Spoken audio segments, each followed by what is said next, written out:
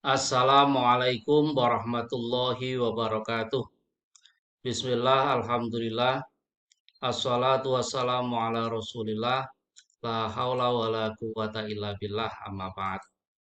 Saudara-saudara mahasiswa yang berbahagia, alhamdulillah pada kesempatan kali ini kita bisa bertemu dan mudah-mudahan kita senantiasa mendapat perlindungan dari Allah Subhanahu wa taala. Amin amin ya rabbal alamin. Kali ini kita akan membahas tentang pengertian ilmu kalam dan sejarah timbulnya persoalan-persoalan kalam.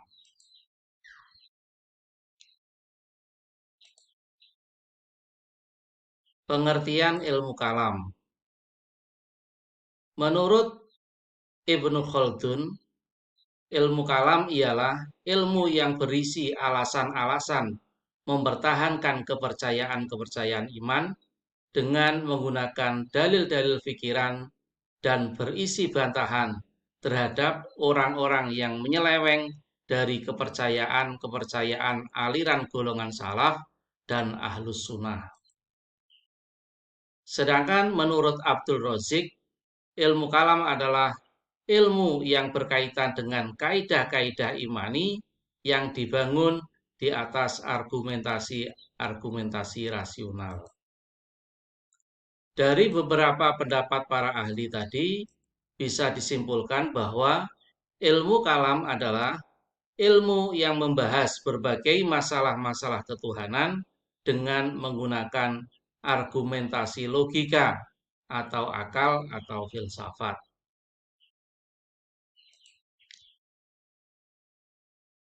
Nama-nama ilmu kalam.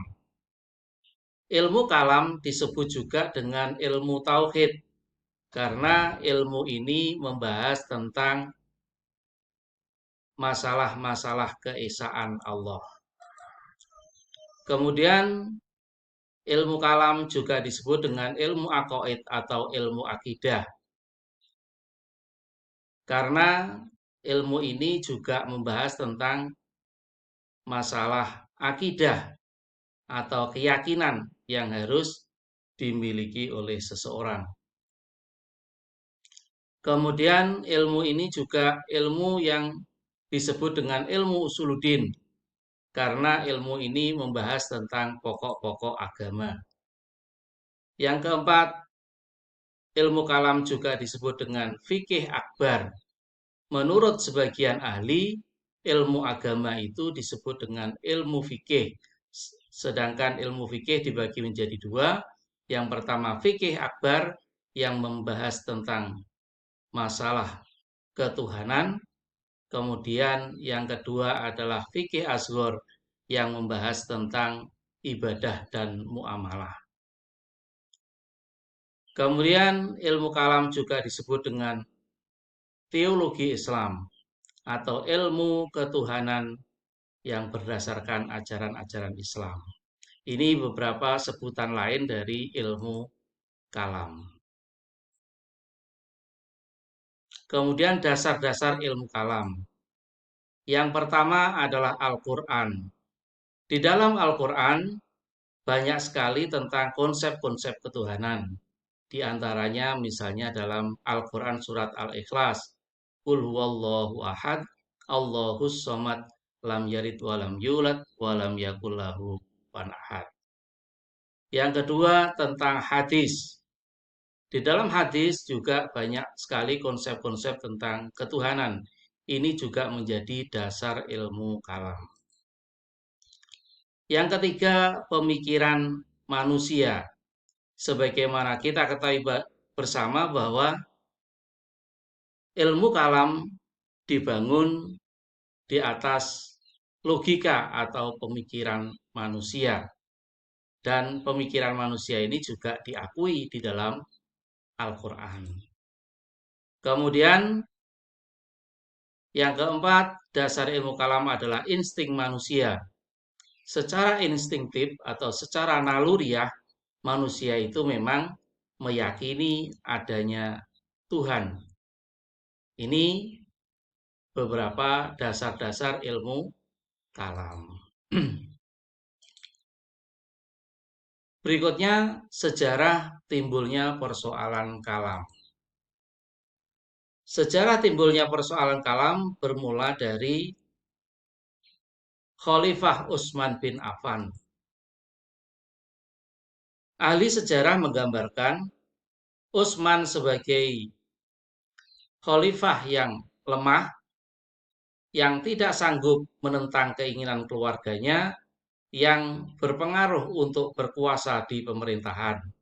Sehingga Khalifah Utsman bin Affan mengangkat mereka menjadi gubernur-gubernur di daerah kekuasaan Islam dengan mengganti gubernur-gubernur yang dulu diangkat oleh Khalifah Umar bin Khattab yang dikenal kuat dan tidak memikirkan keluarganya.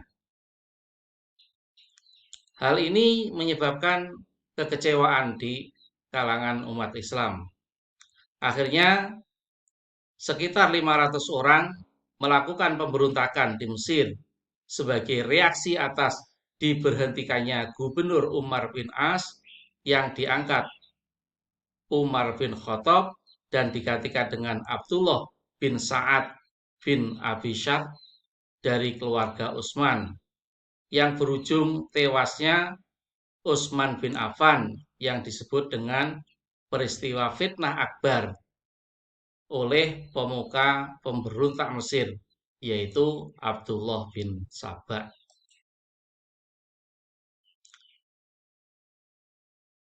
Kemudian pada masa Khalifah Ali bin Abi Thalib, setelah Utsman bin Affan wafat, Khalifah digantikan oleh Ali bin Abi Thalib.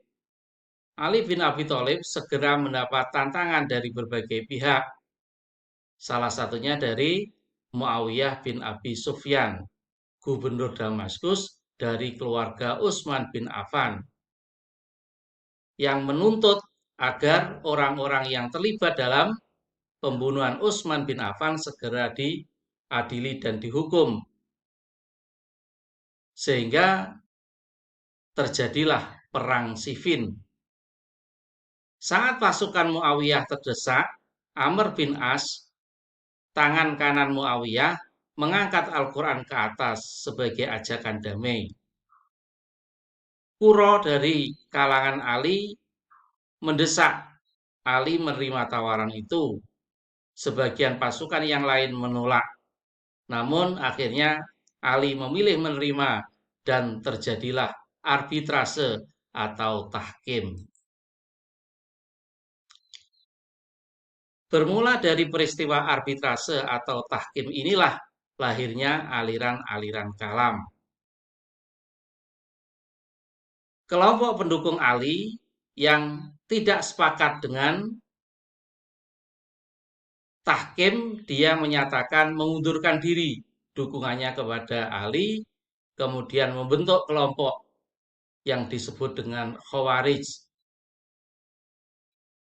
Orang-orang yang terlibat dalam peristiwa tahkim inilah yang menurut Khawarij dianggap dia telah melakukan dosa besar karena dia menetapkan hukum tidak berdasarkan Al-Quran.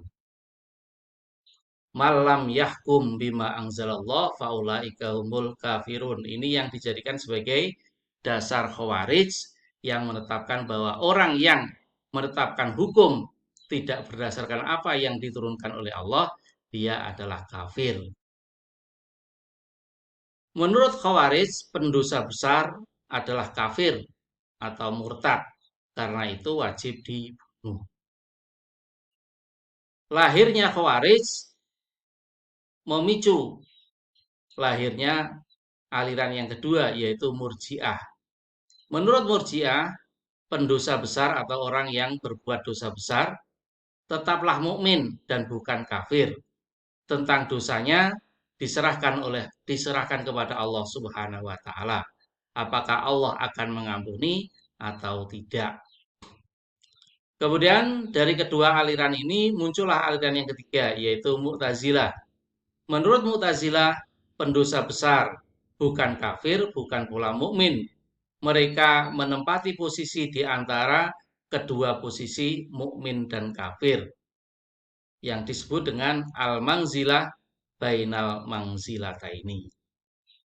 Ini awal mula lahirnya aliran-aliran kalam. Kemudian muncul pula aliran-aliran kalam yang tidak lagi dipengaruhi oleh persoalan politik, tetapi karena perbedaan pemikiran. Di antaranya adalah aliran Ahlus Sunnah wal Jamaah yang dipelopori oleh Abu Hasan al-Asy'ari dan Abu Mansur Muhammad al-Maturidi. Kemudian yang kedua adalah Qadariyah. Ini berpandangan terhadap perbuatan manusia dan perbuatan Tuhan. Menurut Qadariyah, manusia mempunyai kemerdekaan dalam berkehendak dan berbuat, free will and free act. Kemudian yang ketiga adalah Jabariyah. Jabariyah berpendapat manusia tidak mempunyai kemerdekaan dalam berkehendak dan perbuatannya. Manusia dalam segala tingkah lakunya bertindak dengan paksaan Tuhan, predestination atau fatalism. Ini aliran-aliran kalam yang tidak dipengaruhi oleh persoalan politik, namun dipengaruhi oleh perbedaan pemikiran murni. Demikian tadi beberapa hal terkait dengan pengertian ilmu kalam dan sejarah timbulnya persoalan-persoalan kalam. Terima kasih atas segala perhatiannya. Semoga bermanfaat. Akhirul kalam. Wassalamualaikum warahmatullahi wabarakatuh.